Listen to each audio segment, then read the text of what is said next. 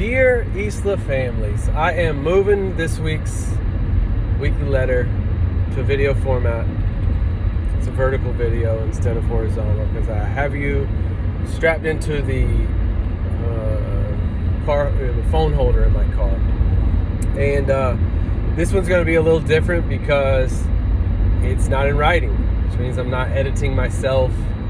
I don't have a chance to get it as maybe concise as I want, to check my grammar, make sure that everything comes out perfect. So this is kind of raw and direct.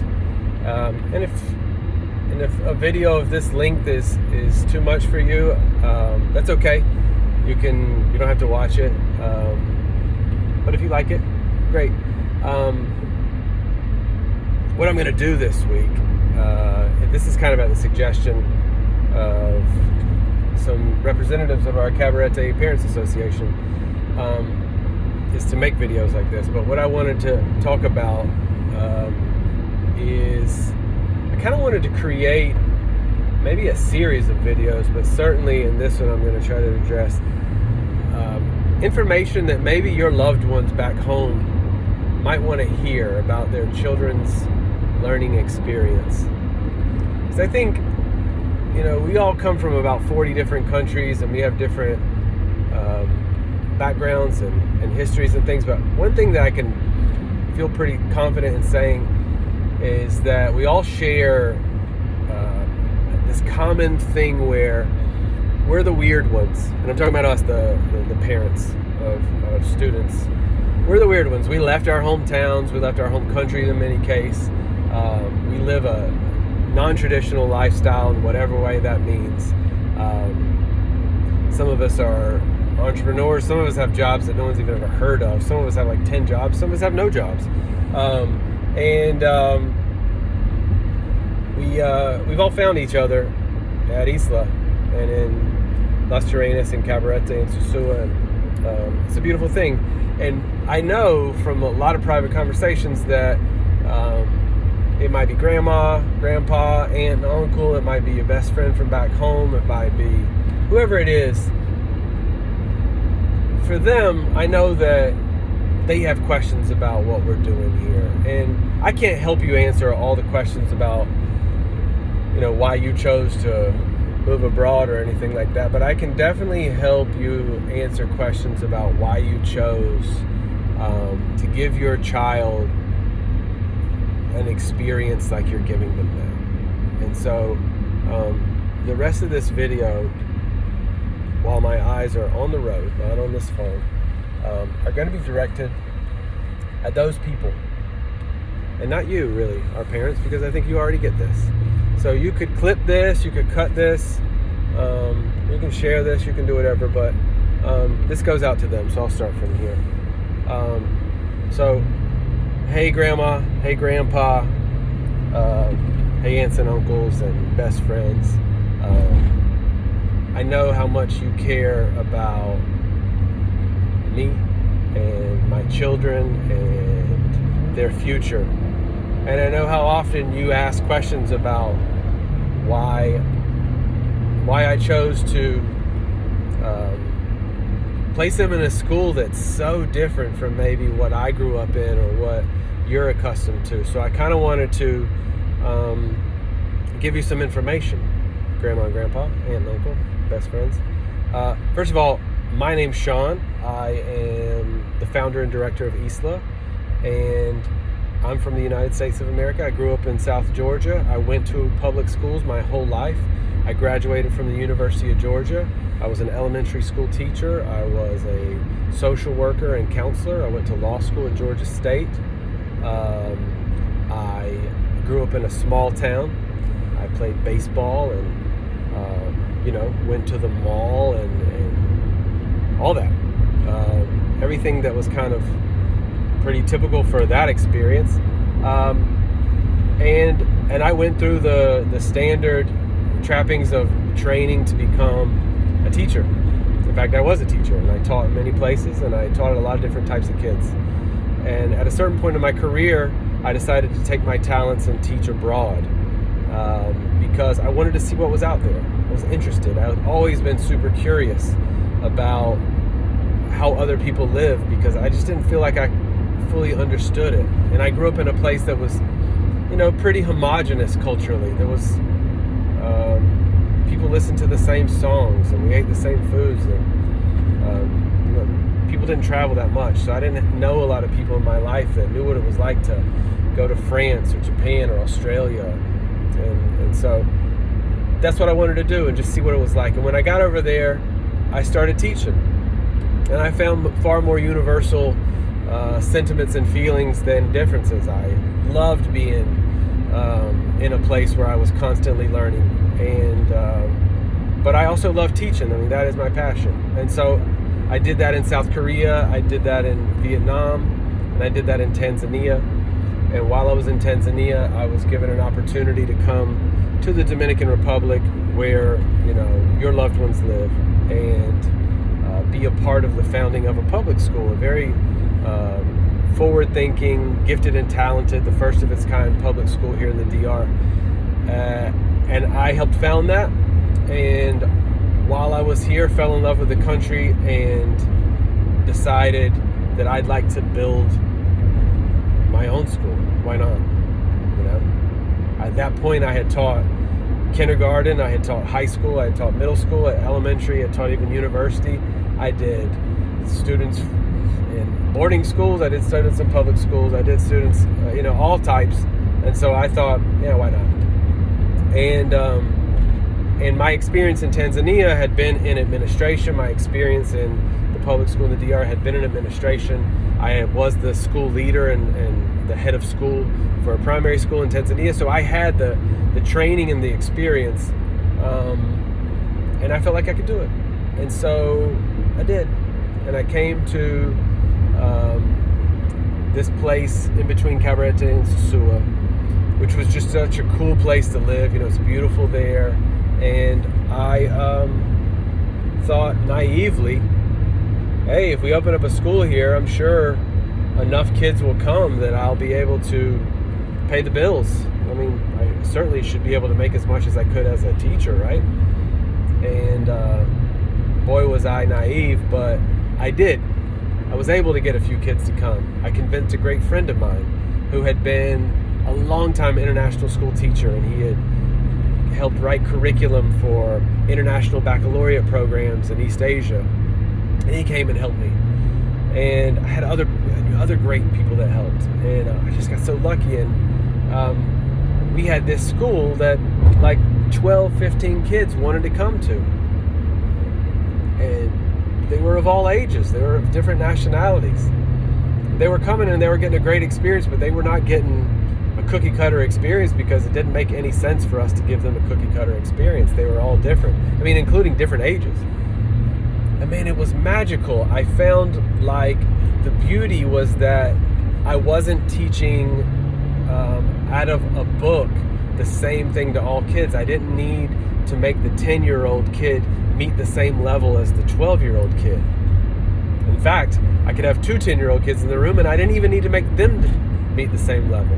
I could use some of the things I'd learned in my experience, learning how to do project-based learning, learning how to set up inquiry, which I'll talk about in a little bit, to really connect with each kid individually. And I also, it was at a time where tools and technology didn't just provide like resources or didn't just provide programs. It wasn't like online programs. They made it possible for me to access resources. So if you think about it, like when I was younger and a younger teacher, if you wanted a book with activities to work on in math, you had to go to a bookstore and buy that, and you had the limitation of what was there. But by the time I started ISLA in 2015, you could use Google and many other resources and social media and everything to actually find tons of incredible resources. So here I was with a very limited budget, but I wasn't limited by my capacity to get those. And also being here in the Dominican Republic, imagine what it was like for someone to start a school in the Dominican Republic when we were young. They didn't even have the bookstores. So that limitation was taken away. And I'll say that that's an important thing for you, grandma, grandpa, aunt, uncle, and best friends to like think about, is that I think we can believe like you must be over there with limited resources. There must be things that you can't get, but that's not true anymore. There's really nothing I can't get. I watched the Super Bowl the other day. I can order whatever I want. It's like it's different. It's different. I can read any book. I can listen to any music. I feel just as connected in good ways and bad to everything that's happening in my community because of the ability to connect via social media and online. So I feel pretty good about our ability to get those resources. And I tapped into that with ISLA. And I really took advantage of that and made sure that we were building a school that was for each kid. And boy, I had to do that because I only had like 15 kids. And if I lost one of those kids, we were done for. I needed like 30 to pay the bills. So every kid there was so valuable. That's another thing to remember. Every kid was so valuable. So I was teaching to them and not trying to get them to just do whatever had been built. And it was so successful that almost 90 kids showed up the next year. And a lot of the kids that showed up had been kids who had come to ISLA in the first year to maybe come to an after-school program, or maybe they came to one of our cool parties, something like that. And so I knew them personally, oftentimes as their teacher, their club leader. And a lot of parents would ask me questions, wanting to know if their kids would get the same experience they had with me in those after-school clubs or in whatever I was provided that they would in the next year when I was not their teacher. Instead, I was the school director and supervising. And so, at that point, I had to take a good long look at how I could create systems that would ensure that every teacher that we brought on, no matter how many students we had, no matter if they were suddenly in a classroom that had only 1 or 2 ages instead of 5 or 6, that they still were teaching to the kid. They still were taking advantage of the resources that we have. They still were giving opportunities for each student. And so I got to work on building a system with a lot of help. I had a lot of people help me, a lot of really incredibly talented educators.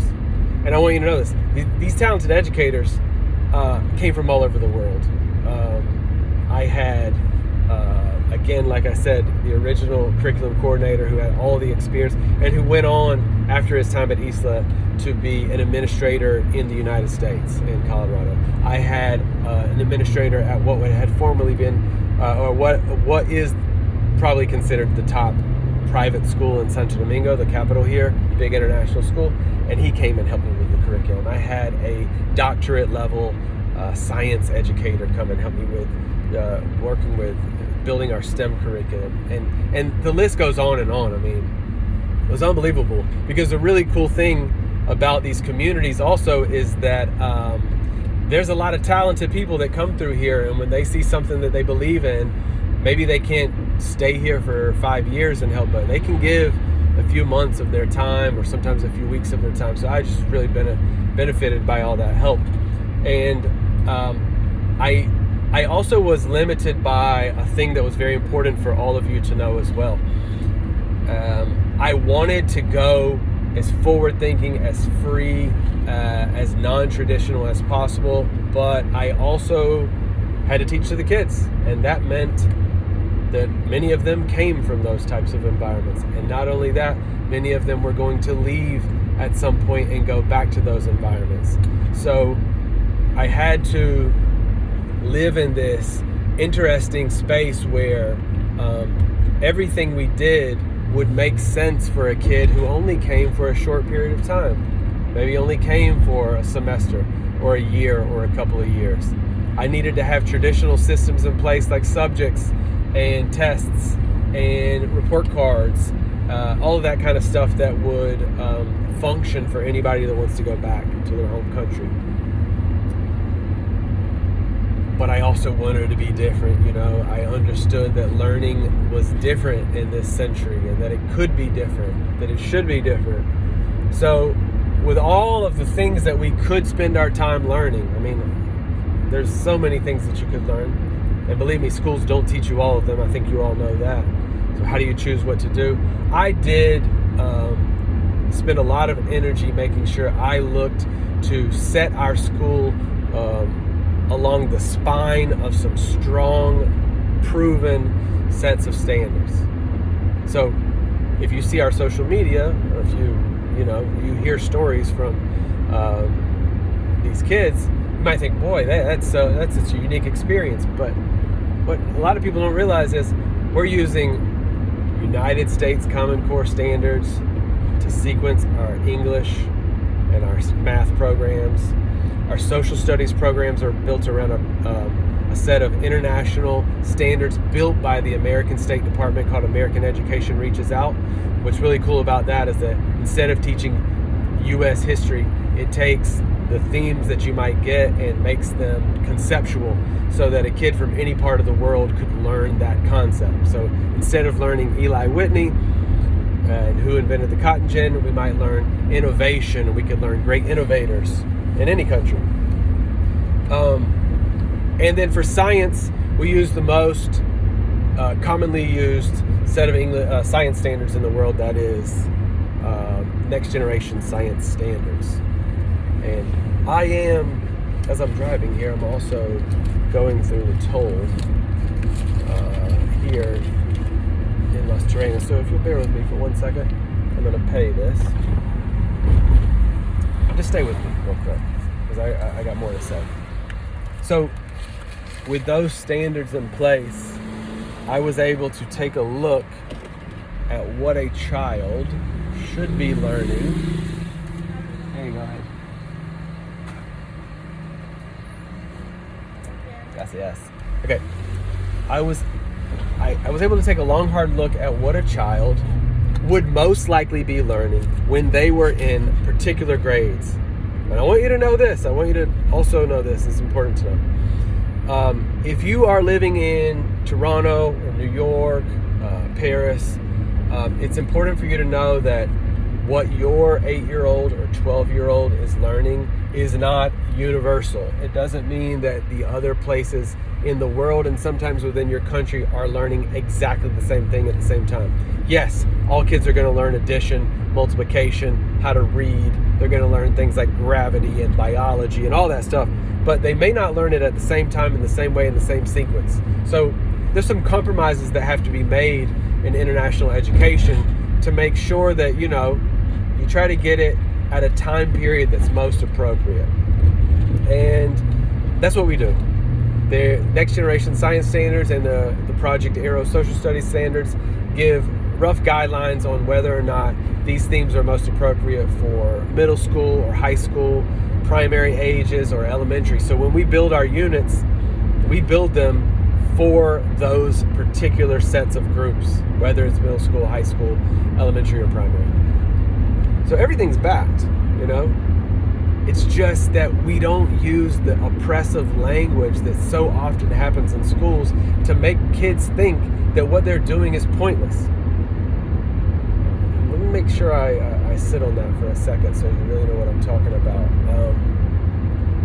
So many times in a typical school, kids go to math class in the morning, and then they put the math books away, and they go to science class, then they put the science books away, they go to English class, and on and on and on. They pass through the day with these very different subjects. It's even a common question to ask kids, what's your favorite subject? Because there's this idea that, maybe one is really great and one you don't like.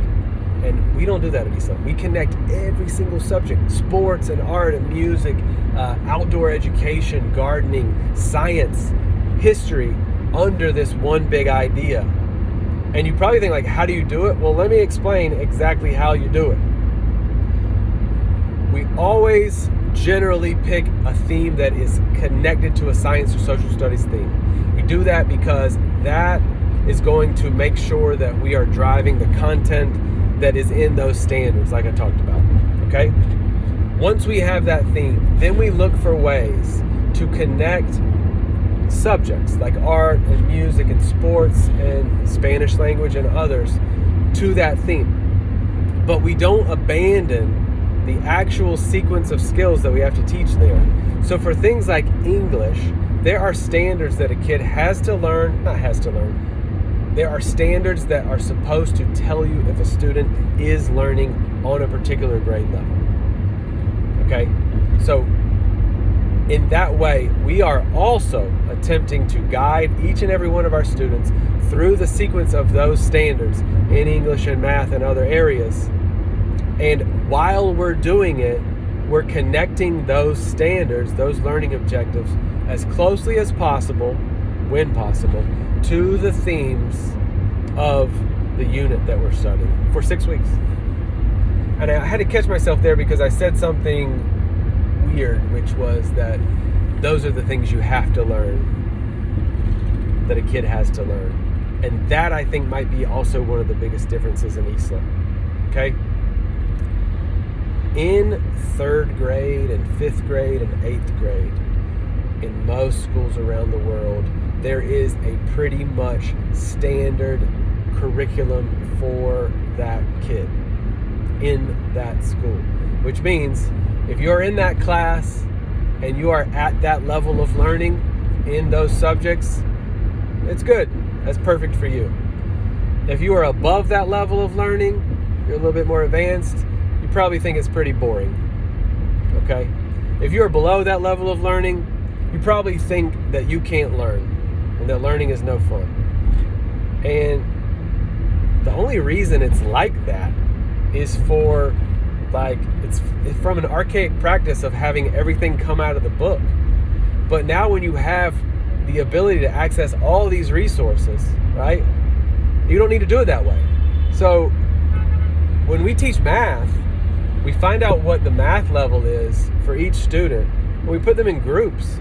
And then instead of teaching long 45-minute lessons where the kids listen to the teacher on the board for 15 minutes and then sit and do the same workshop or worksheet, now those kids come to the teacher on a rotational basis. They get instruction and guidance at their level, and then they have access to programs that have like practice problems at their level, even videos that explain how to do it, that kind of cool stuff if they're old enough.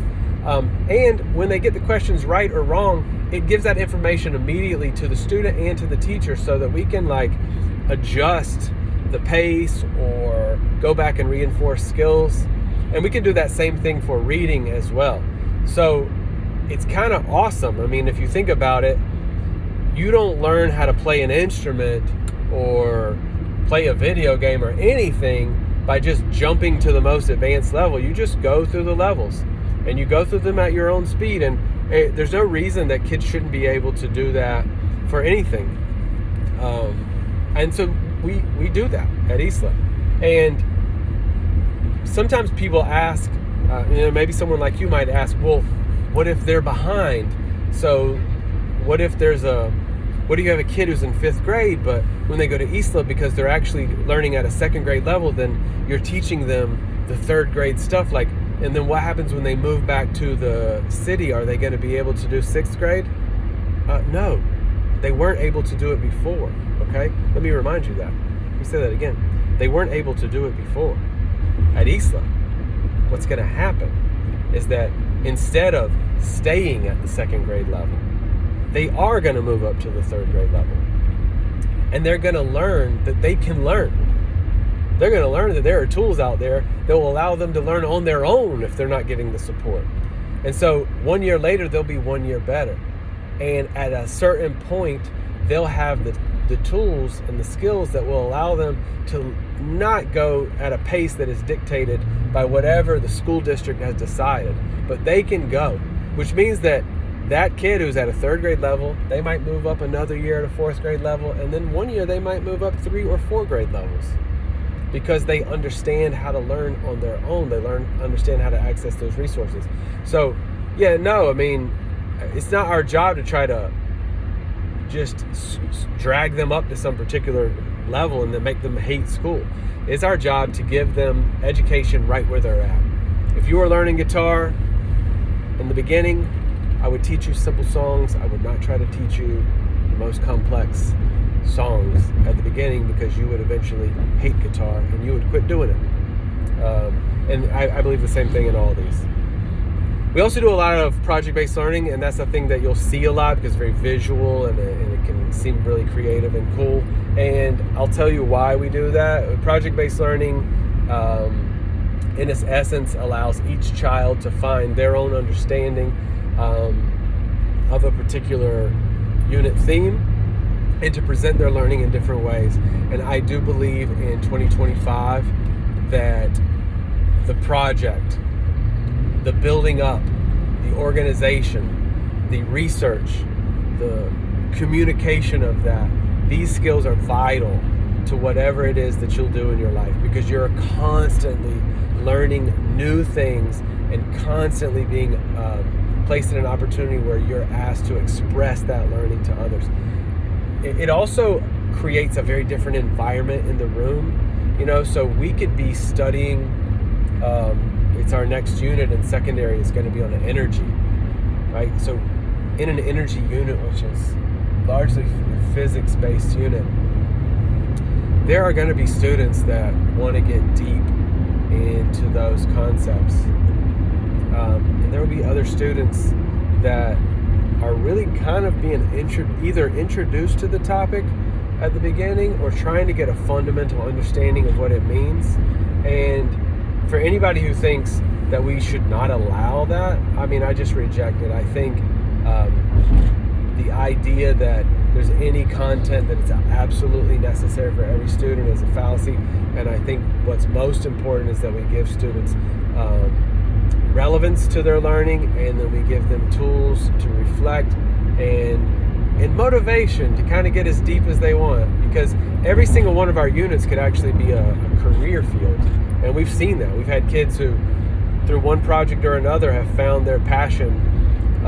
Sometimes it's totally unrelated to the content that we were learning, but in actuality to the type of project that they did. Let's go a few other things. The teachers in your child's class, they also went to traditional public schools, okay? So they would get jobs back in your home district if they came. They know how to make a test. They know how to give homework. They would do all those things if they thought they were beneficial, okay? They know how to manage a classroom, write a lesson plan. They've done the same types of training, but they also recognize that there's a better way. And then because of our opportunities here, they can take advantage of that. The other thing is, when your children leave here, they can go anywhere in the world. And not just, I don't want to say they can, they do. Our students that have participated in this program, which are, probably 2,000 at this point, they are all over the world. And they are not just in fields that you might associate with, free thinkers or alternatives. It's not just a bunch of artists and actors. There are some, I'm sure. But we have students in the military. We have students going to some of the top universities in the world. We have students who moved across the world to go to an international school in a country that has no connection to their own. We have students that are working on large engineering projects. We have students that are teaching. There's so many things. We've had them go back into boarding schools. We've had them go back into sports training programs, things that require large amounts of discipline, corporations. And the question always comes, it's a common question to wonder, like, if they didn't have all of this pain and discipline and structure that is given to them by the traditional school system, how will they be able to thrive there? They'll never be ready. I reject that all day long, because our kids choose those things. They choose to go to those next stages in life because they want to go to those next stages in life, and they understand who they are. They also know how to be disciplined because they've constantly been asked to guide their own path in learning. So over and over again, our students contact us and talk about how well prepared they felt when they got to that next level. Far more prepared than many students that had always been hand-fed their education in these more traditional settings. So I guess there's a couple other things I could address quickly before I get you off this, because this is a long video, and I mean, if you are watching this whole thing, you care. Look, your kids are very safe here, okay? We don't have fights at this school. We don't have teachers that are yelling at kids. We don't have students that are disrespecting elders. It's a very different feel. It's safe in our areas. Both of our campuses are incredibly safe communities. We're near the ocean. Your kids see beauty all the time. I take great pains to make sure that we do a lot of the things to keep you safe. We have security. We do fire drills and emergency drills. We have first aid kits. Our teachers get training in this areas. We have lots and lots of policies to make sure that everybody stays safe and healthy. We provide students with education on how to deal with conflict. We provide students with education on how to handle their own emotions. We have access to counselors if they ever need it. I mean, I have 4 children of my own, and so these things are, for me, priorities, and something that, you know, I want you to know that we take very seriously. And, you know, I will say also, to live in the area that we live, to be accepted in a country, even though we may come from different places, it's a wonderful feeling. And there are probably some trade-offs to living here. There's maybe some things that I can't do or I can't get that I might get in my home country. I can totally understand why somebody would prefer to live wherever you live right now versus here. I get it. But I think for me and for the families that are in this community, whatever those trade-offs are, we're happy to make those trade-offs because of the benefits. And I will say that there's a common thread among, you know, all of these really incredible families that live here, is that even though we're from different places, we really understand this common feeling of wanting to make sure that our children grow up in a space where they can uniquely be themselves. They can uniquely live in a global world where they can mix with people from all over the world. They can see the possibilities for themselves that are so large, so great. They can understand that the path for them is unlimited. And for that's why we have a school like ISLA. So I'll probably make another one of these, and it's really long. It's 30 some odd minutes here.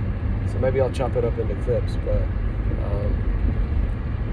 this means everything to me, and I want you to know